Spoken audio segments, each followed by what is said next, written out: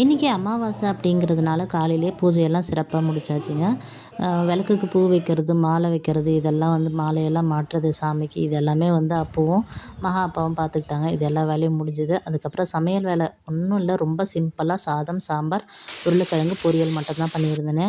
அது எல்லாம் படைச்சிட்டு அதுக்கப்புறம் வந்து பார்த்திங்கன்னா ஸ்கூலுக்கு போயிட்டு ஈவினிங் ஆயிடுச்சு வர்றதுக்கு. வந்த பிறகு இப்போல்லாம் ஏனே தெரியல, மைண்டு ரொம்ப ஸ்ட்ரெஸ்ஸாக இருக்கிற மாதிரி இருக்குது. அந்த மாதிரி டைமில் நான் நிலத்துக்கு போயிட்டு கொஞ்சம் நேரம் அங்கே ரிலாக்ஸ் பண்ணிட்டு வந்தேன் அப்படின்னா எனக்கு மனசு கொஞ்சம் நல்லாவே ரிலாக்ஸ் ஆகிடும். இதுதாங்க நம்மளோட நிலத்துல இருக்க கிணறு, ரொம்ப பெரிய கிணறு. உள்ளே வந்து படியெல்லாம் இருக்குது இறங்கி போய் பார்க்குறதுக்கெல்லாம். ஆனால் இது வரைக்கும் இறங்குனதெல்லாம் கிடையாது. நிலத்தை உழுறதுக்கு எல்லாத்துக்குமே வந்து மிஷின் வந்து வச்சுருக்கோங்க. அதுதான் ஷெட்டுக்குள்ளே தள்ளி வச்சுருக்கேன். இந்த ஓட்டை வழியாக கை விட்டு வந்து பார்த்திங்கன்னா மோட்ரு ஆன் பண்ணோன்னா மோட்ரு வந்து ஸ்டார்ட் ஆயிரும். அந்த பக்கம் இருக்கிறது எங்களோட மூத்தாரோட ரூமு. அதனால் வந்து இங்கேருந்தே வந்து ஆன் பண்ணிக்கலாம்னு சொல்லிட்டு இந்த 2 ஹோல்ஸ் மட்டும் போட்டு வச்சுருக்கோம். ரூமெல்லாம் க்ளீன் பண்ணிவிட்டு விளக்கெல்லாம் ஏற்றிட்டு கொஞ்சம் பானகம் வச்சுருந்தேன் சாமிக்கு. அதையெல்லாம் வந்து வச்சுட்டு கொஞ்சம் நேரம் அப்படியே ரிலாக்ஸ் பண்ணிகிட்டு இருந்தோம். நம்ம நிலத்துல வந்து உளுந்து, துவரை, அதுக்கப்புறம் வந்து அங்கங்கே தேக்கு வச்சுருக்கோம். இது தாங்க நம்ம நிலத்துல இருக்குது. பாதி தான் நம்மளால் வந்து பயிர் வைக்க முடியுது. மீதி பாதியை நம்மளால் வந்து மெயின்டைன் பண்ண முடியல.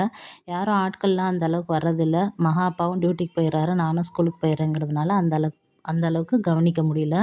இந்த துவரை செடி வந்து பார்த்திங்கன்னா இன்னும் கொஞ்ச நாளில் வந்து அறுவடைக்கு தயாராகிடும். இதெல்லாம் அடித்து எடுக்கிறதுக்குள்ளே இந்த துவரையை ஏன்டா வச்சோங்கிற மாதிரி தாங்க ஆயிருமே.